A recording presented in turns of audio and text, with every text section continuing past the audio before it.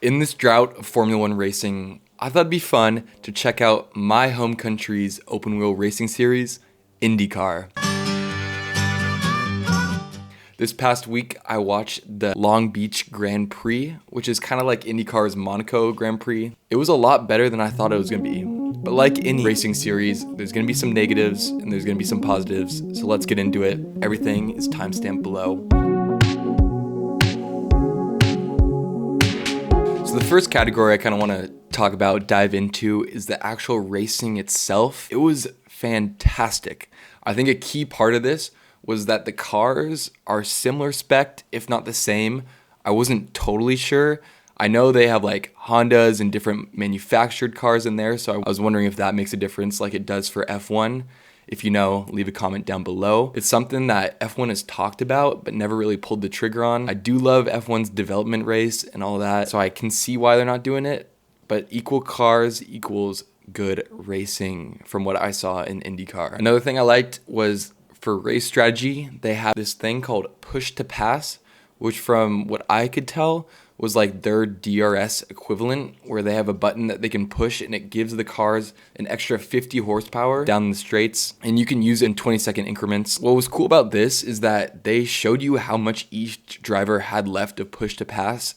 So it gave you a little insight on what teams were doing race strategy-wise. In F1, we never know the ERS situation. We never know when the teams are going to use their batteries to go for a push. So this was kind of cool and something different to see in the INDYCAR race. Staying on the topic of race strategy, fuel was a big part of race strategy, which I know it is in Formula One, but in INDYCAR, it's a little bit more because they refuel during pit stops. Something that took me by surprise is one of the race leaders, like halfway through the race, struggled on fuel during a stint and totally dropped down the field. You do hear in F1 a little coast into the turns from the race engineer, but nothing like what I saw during this INDYCAR race. Next up, let's dive into the presentation, and this is where it dips a little bit into the negatives for me. The graphics were extremely outdated. They looked like they're from 2010. And when they were showing the shifts up and down, it was extremely delayed to what you heard on the TV, which disappointed me a lot. I think F1 does a great job of this, especially when they show it in like practices where they have the thing that goes around the halo and shows the throttle, the gear, who it is, and it's 10 times better than what INDYCAR has.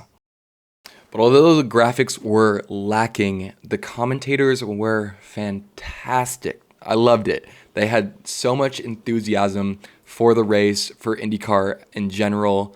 They're extremely knowledgeable about everything.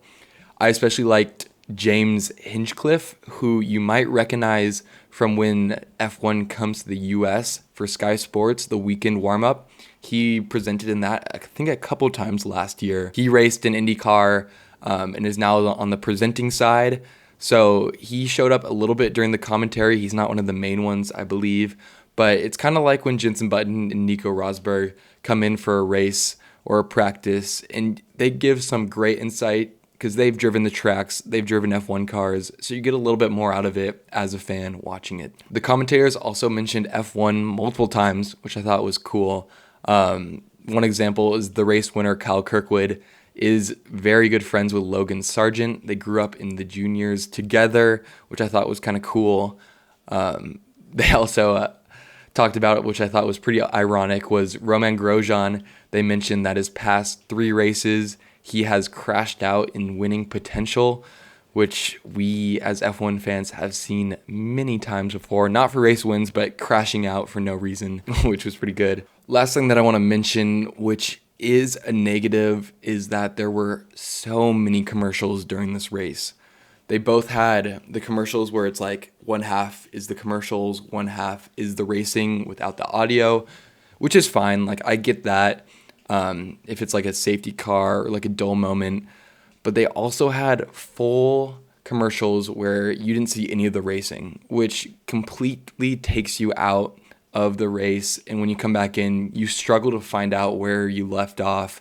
The announcers take a little longer to come back in. It seems weird. It's like, I understand they have to make money, but they maybe could implement this better. Like the split view is fine if they have to put in commercials. I don't know if this is just a NBC thing. I think that's what I watched it on here in the States, but yeah, something that definitely was the biggest negative out of this watching experience.